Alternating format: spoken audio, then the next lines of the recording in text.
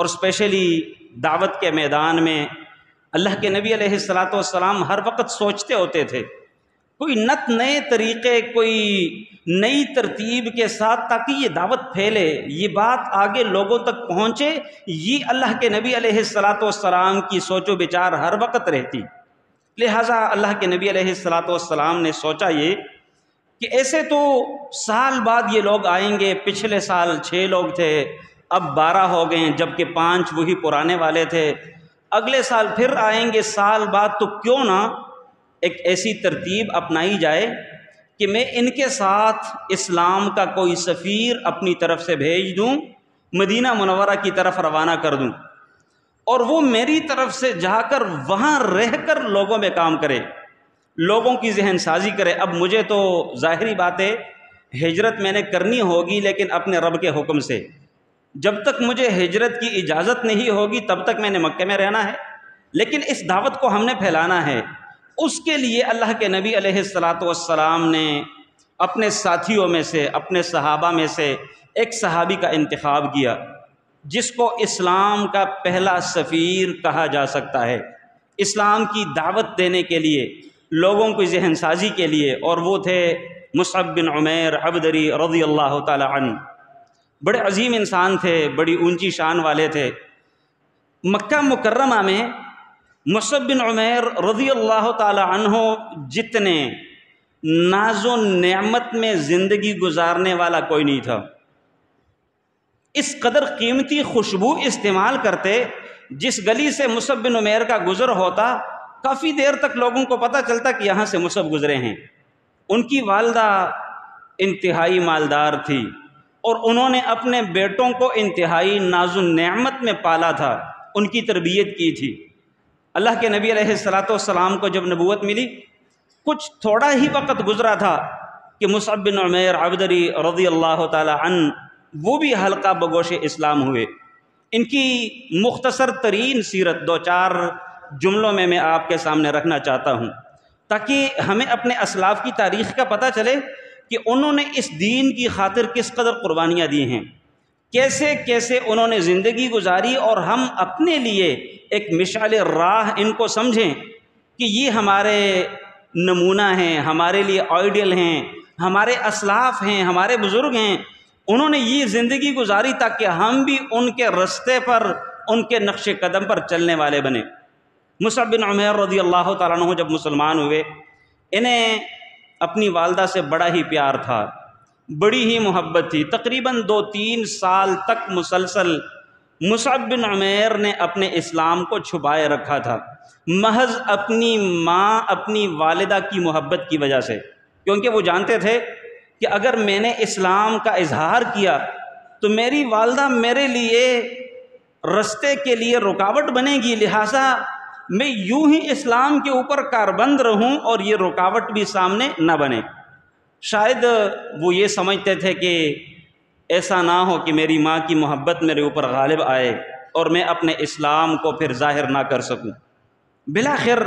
ظاہری بات ہے، یہ اسلام ایک ایسی چیز ہے، اس نے ظاہر ہو کے رہنا ہوتا ہے۔ والدہ کو پتہ چلا، والدہ نے سخت احتجاج کیا، انتہائی سٹرائک پہ آئی اور مصعب بن عمیر سے کہنے لگی کہ مصعب، جب تک آپ نے کلمہ کفر نہیں کہنا تب تک میں نے نہ تو کوئی چیز کھانی ہے،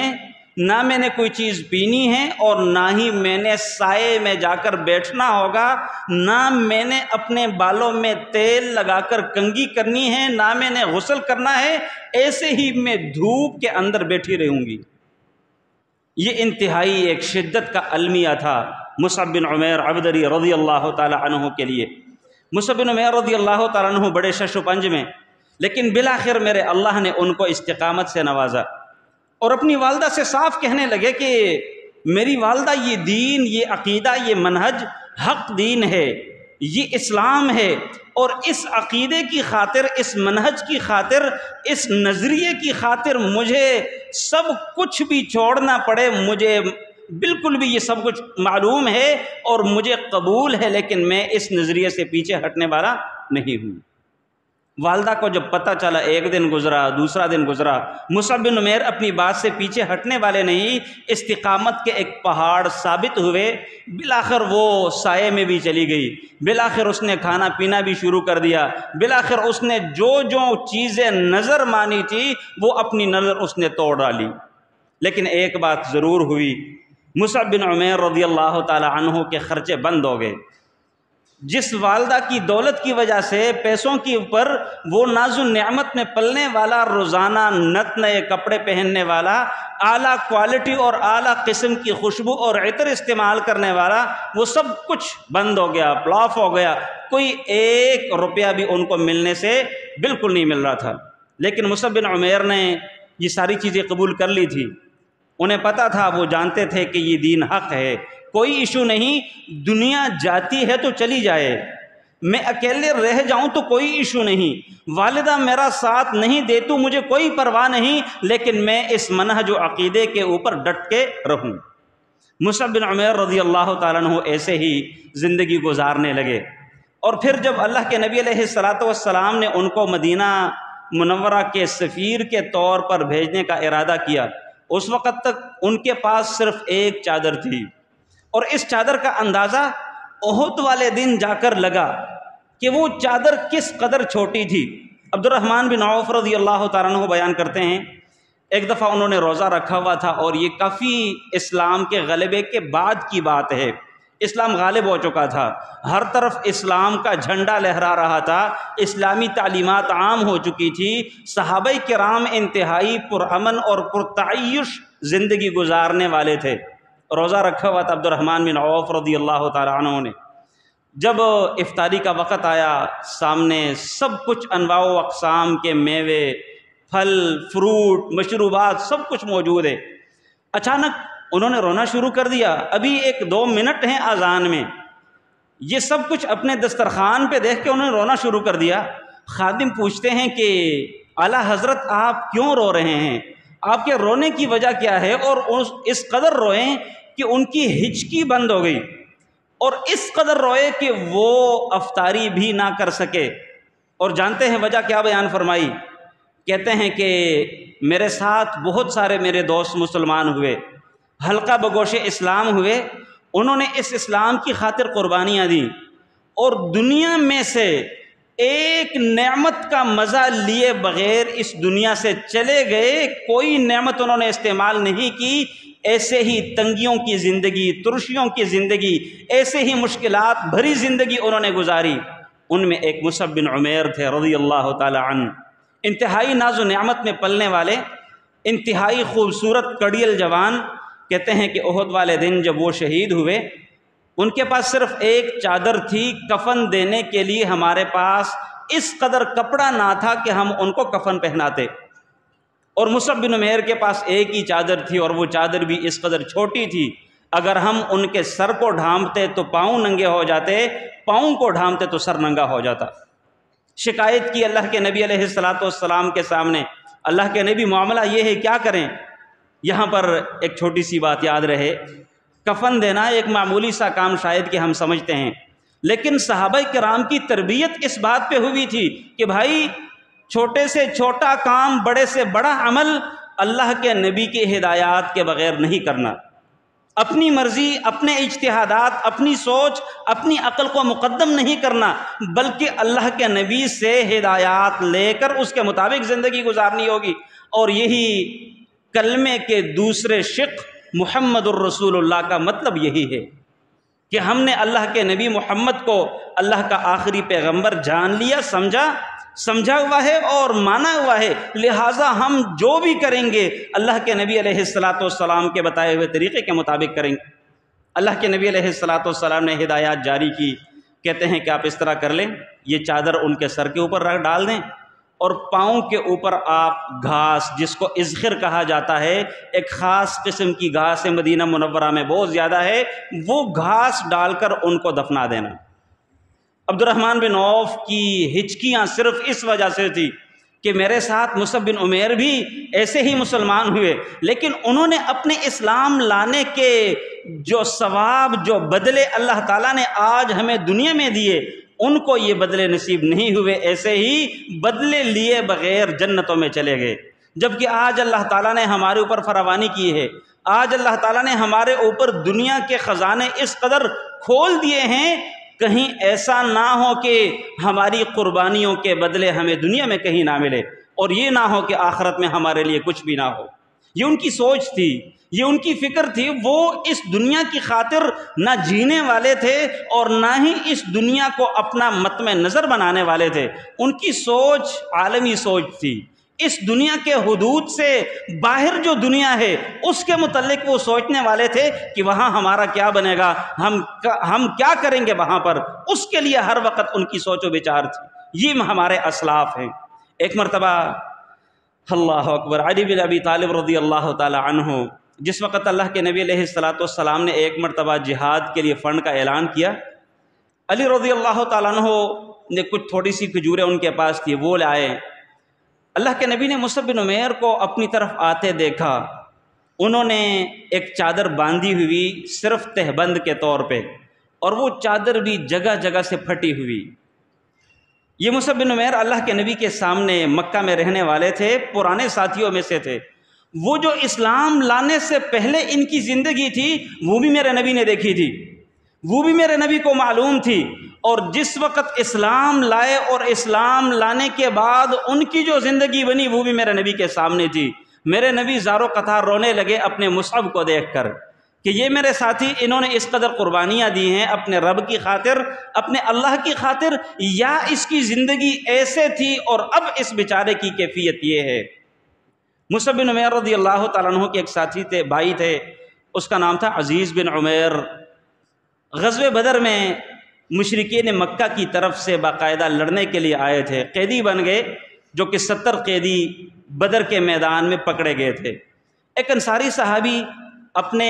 یہ جو عزیز بن عمیر تھے، مصعب بن عمیر کے سگے بھائی تھے، ان کو باندھ رہے تھے تو پاس سے مصعب بن عمیر کا گزر ہوا۔ مصعب بن عمیر اپنے بھائی انصاری سے کہتے ہیں کہ یہ جو آپ کا قیدی ہے نا، اس کو ذرا مضبوطی سے باندھنا، کہیں بھاگ نہ جائے، اور ساتھ میں تلقین کرتے ہیں اس کی ماں بڑی مالدار ہے، آپ کو بڑا فدیہ ملے گا، مالدار ہو جاؤ گے۔ عزیز بن عمیر نے آواز، ظاہری باتیں بھائی تھے، آواز سنی تو پہچان گئے، اور پیچھے مڑ کے دیکھا تو اس کا بھائی مصعب ہے، اور ان کے متعلق اپنے انصاری بھائی مسلمان سے یہ تلقین کر رہے ہیں کہ آپ نے اس بندے کو مضبوطی سے باندھنا ہے۔ اس کا تو شاید کہ اس کا ذہن یہ تھا کہ اس کو تو میرے متعلق سفارش کرنی چاہیے تھی کہ بھئی یہ میرا بھائی ہے، اس کے ساتھ تھوڑا گزارا کرنا، اس کے ساتھ نرمی والا معاملہ کرنا، لیکن برعکس معاملہ نکلا، اور ساتھ میں کہتے ہیں کہ اس کو مضبوطی سے باندھنا، اس کی والدہ بڑی مالدار ہے، فدیہ بڑا ملے گا، مالدار ہو جاؤ گے۔ عزیز بن عمیر نے مڑ کر دیکھا مصعب سے، کہتے ہیں کہ مصعب آپ میرے متعلق اس اپنے انصاری ساتھی کو یہ تلقین کر رہے ہیں؟ کہتے ہیں کہ آپ میرے بھائی نہیں ہیں، میرا بھائی وہ ہے جو آپ کو باندھ رہا ہے۔ یہ ہے الولا اور البرا کا عقیدہ جو ہم نے اپنے ان اسلاف سے سیکھنا ہے، یعنی دوستی کرنی ہے تو بھی اسلام کی بنیاد کے اوپر، دشمنی کرنی ہے تو بھی اسلام کی بنیاد کے اوپر۔ الورا اور البرا یہ اسلام کا عقیدہ ہے۔ جو مسلمان اسلام کے موافق، اسلام کے اوپر کاربند رہ کر زندگی گزارنے والا ہوگا وہ ہمارے سروں کے تاج ہے، لیکن جن لوگوں کے نظریات، جن لوگوں کے افکار، جن لوگوں کی سوچ وہ اسلام کے منافی ہے، جن لوگوں کی فکر وہ اسلام کے بالکل مخالف ہے، کسی اور رستے کے اوپر جانے والے ہیں، تو ان لوگوں کے ساتھ اللہ کے لیے ہم نے بغض بھی کرنا ہوگا، اور یہی الولا اور البرا کا عقیدہ اور منہج ہے، جو کہ مصعب بن عمیر رضی اللہ تعالی عنہ نے ایک عملی نمونہ ہمارے سامنے پیش کر دیا ہے۔ مصعب بن عمیر رضی اللہ تعالی عنہ کو اللہ کے نبی علیہ الصلاۃ نے مدینہ منورہ بھیجا، اسلام کا سفیر اور داعی بنا کر، جا کر اسعد بن زرارہ رضی اللہ تعالیٰ عنہ کے گھر تشریف فرما ہوئے، اور وہاں سے انہوں نے اپنی دعوتی سب معاملات کا آغاز کیا، اور دیکھے دیکھی بہت ہی قلیل دنوں میں سینکڑوں لوگ مصعب بن عمیر رضی اللہ تعالیٰ عنہ کے ہاتھوں مسلمان ہوئے۔ ایک مرتبہ ایک دو واقعات ان کی دعوتی سرگرمیوں میں آپ کے سامنے رکھ دیتا ہوں۔ ایک مرتبہ اسد بن زرارہ رضی اللہ تعالیٰ عنہ مقامی تھے، جو وہ ان کو بنی عبد الاشہل ان کے محلے میں لے گئے. اور یہ بات یاد رہے کہ یہ بنی عبد الاشہل اور بنی ظفر یہ سعد بن معاذ رضی اللہ تعالی عنہ کا محلہ تھا. سعد بن معاذ کی سیرت آگے غزوہ خندق کے موقع کے اوپر بیان کی جائے گی. انہوں نے صرف 35 سال کی عمر پائی تھی. 30 سال کی عمر میں مسلمان ہوئے، 5 سال وہ مسلمان رہے اور اس کے بعد شہید ہو گئے تھے. بڑی ایک اونچی سیرت ہے اور ہمارے لیے اس میں بہت سارے اسباق موجود ہیں. بہرحال اسد بن زرارہ رضی اللہ تعالیٰ عنہ ان کے محلے میں ان کو لے گئے. وہاں جا کر مرق نامی ایک کنویں کے اوپر بیٹھ گئے اور لوگوں کو دعوت دینا شروع کر دی. کچھ مسلمان بھی ان علاقوں کے ان محلوں کے آ کر ان کے گرد بیٹھ گئے. اسد بن زرارہ رضی اللہ تعالیٰ عنہ نے ان سے کہا مصعب بن عمیر سے کہ مصعب، یہاں بنی عبد الاشہل کے ایک دو سردار ہیں، اگر وہ مسلمان ہوئے نا تو یہ ہماری بہت بڑی کامیابی ہوگی. اور ان دو سرداروں سے مراد ایک اسید بن حضیر رضی اللہ عنہ اور ایک سعد بن معاذ رضی اللہ تعالیٰ عنہ ہوتے. اور یہ سعد بن معاذ اسد بن زرارہ کے خالہ زاد بھائی بھی تھے، انتہائی قریبی رشتہ تھا، چونکہ اسد بن زرارہ مسلمان ہو چکے تھے اور یہ دونوں بزرگ ابھی مسلمان نہیں ہوئے تھے. جا کر وہاں بیٹھے اور بھی مسلمان وہاں پر جمع ہوئے. انہوں نے دعوت دینا شروع کر دی، تبلیغ کی باتیں، اسلام کی باتیں. اتنے میں سعد بن معاذ کو پتہ چلا کہ یار یہ اسد بن زرارہ اور مصعب بن عمیر جو کہ مسلمان ہو چکے ہیں ہمارے محلے میں آئے ہوئے فلاں جگہ بیٹھے ہوئے ہیں. سعد بن معاذ نے اسید بن حضیر سے کہا کہ آپ جائیں اور جا کر ان کو سمجھائیں، ان کو یہاں سے بھگائے کہ آپ لوگ یہاں آ کر ہمارے چھوٹوں کو، ہمارے کشران کو بے وقوف بنا رہے ہو، یہاں سے بھاگ جاؤ، یہاں پھر آئندہ نہیں آنا وگرنہ آپ کے لیے اچھا نہیں ہوگا. اسید بن حضیر رضی اللہ تعالیٰ عنہ وہاں سے اٹھ کھڑے ہوئے. اپنے ساتھ انہوں نے اپنا نیزہ بھی لیا، جا کر وہاں قریب ان کے بیٹھ گئے. بیٹھے نہیں، ابھی کھڑے ہی تھے. جب اسد بن زرارہ نے اسید بن حضیر سے کہا تو مصعب بن عمیر سے کہنے لگے کہ یہ جو بندہ آ رہا ہے ہماری طرف ابھی مسلمان نہیں ہو چکا اور یہ اپنے خاندان کا بڑا ہے، بزرگ ہے، اس کی بات مانی جاتی ہے. اگر یہ بندہ مسلمان ہوا نا تو ہماری بہت بڑی کامیابی ہوگی. پہلے سے مصعب بن عمیر کو موٹیویٹ کیا ان کے متعلق کہ یہ بندہ کس لیول کا ہے. مصعب بن عمیر نے کہا کہ چلو آنے دیں، بیٹھا تو انشاءاللہ اسلام کے متعلق بات ضرور کریں گے. آ کر وہ کھڑا ہو گیا اور اس نے گالیاں اور انتہائی عجیب سی باتیں کہیں اور ان کو دھمکانے لگا، ڈرانے لگا کہ آپ لوگ یہاں وہی باتیں جو سعد بن معاذ نے اسید بن حضیر کو کہہ کر بھیجا تھا وہ ساری باتیں کہہ ڈالی. وہ سنتے رہے. مصعب بن عمیر نے آگے سے کہا جب ان کی باتیں ختم ہوئی تو کہتے ہیں کہ بھائی جان بات اس طرح ہے، آپ تھوڑی دیر بیٹھیں، ہماری بات سنیں، اگر تو ہماری بات آپ کو اچھی لگے تو مان لینا، نہ اچھی لگے تو آپ کی مرضی، ہم نے کون سا آپ کے گلے میں پٹا ڈال کے آپ کو زبردستی اپنی بات منوانی ہے. اسید بن حضیر نے کہا بات تو بڑی منصفانہ کر رہے ہیں، بھئی میں سردار ہوں، میں سمجھدار ہوں، میں سمجھتا ہوں، غلط کو بھی سمجھتا ہوں اور صحیح کو بھی سمجھتا ہوں، بات آپ کی منصفانہ ہے، اگر آپ کی بات صحیح ہوئی تو میں مان لوں گا، صحیح نہ ہوئی تو میں چھوڑ دوں گا. بیٹھ گئے. انہوں نے اپنا نیزہ وہاں پر گاڑ دیا.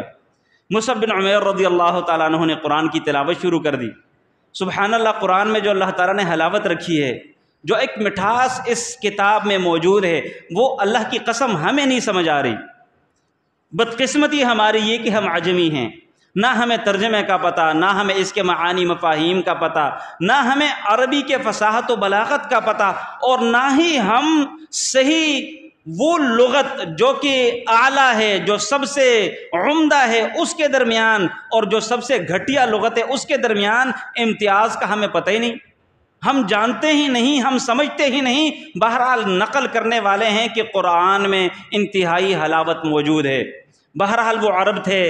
اور اسی لیے اللہ تعالیٰ نے ان کے پاس اپنے عربی پیغمبر کو بنا کر بھیجا تھا، قرآن کو بھی عربی لغت میں بنا کر بھیجا. اور جس بندے کے کان میں قرآن کی تلاوت پڑ جاتی وہ بندہ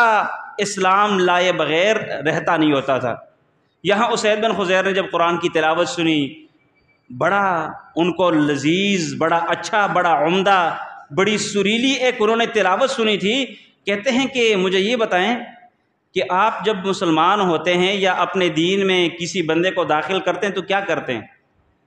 صرف اتنی بات، یعنی قرآن سنا،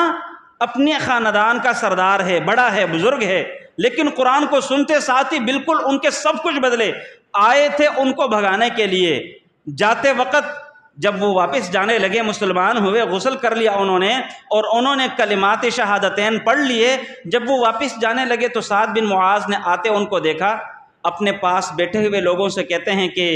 بخدا یہ بندہ جو چہرہ یہاں سے اٹھ کر جانے لگا تھا نا، جو لے کر گیا تھا جس چہرے کو، وہ چہرہ واپس آ کر نہیں آنے والا، اس کا چہرہ بدلا ہوا ہے، اس کے چہرے سے پتہ چل رہا ہے کہ یہ بندہ اب ہمارا نہیں ان کا ہو چکا ہے۔ اور یہاں اسید بن خضیر رضی اللہ تعالیٰ عنہ نے انتہائی کمال حکمت کے ساتھ ایک اور بھی کام کر دیا۔ جب وہ واپس جانے لگا تو مصعب بن عمیر اور اسد بن زرارہ سے کہتے ہیں کہ بھائی بات اس طرح ہے کہ میں جس مجلس میں جا رہا ہوں وہاں ایک اور بزرگ اور سردار موجود ہیں، ابھی 30 سال ان کی عمر تھی،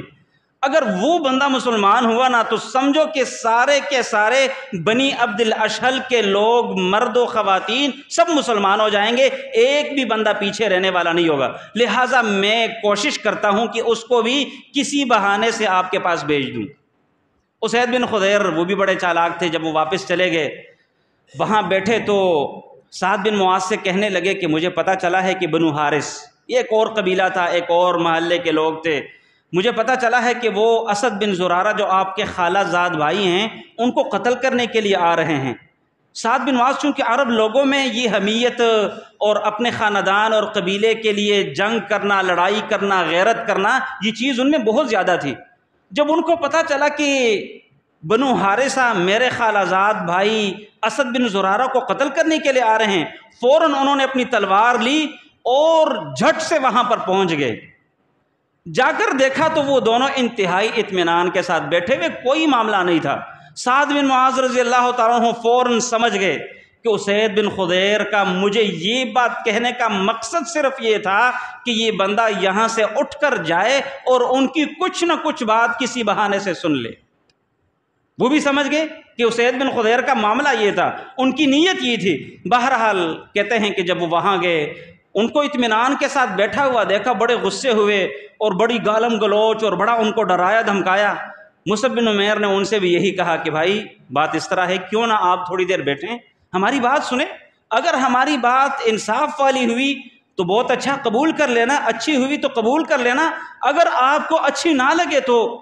چلے جانا، رد کر دینا، کوئی ایشو نہیں۔ سعد بن معاذ نے بھی کہا کہ بھئی بات آپ کی بڑی منصفانہ ہے۔ بیٹھے، قرآن کی تلاوت سننی ہی تھی کہ ساتھ میں مصعب بن عمیر سے کہنے لگے کہ مصعب آپ جب اپنے دین میں کسی بندے کو داخل کرتے ہو تو کیا کرتے ہو؟ انہوں نے سارا طریقہ بتایا، غسل کر کے آئے، کپڑے چینج کیے اور شہادتین کے کلمات پڑھ دیے۔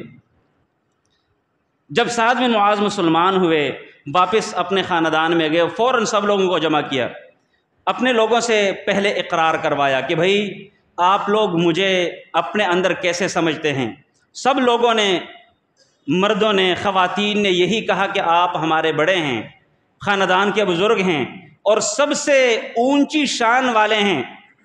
سب سے معزز ہیں ہمارے لیے۔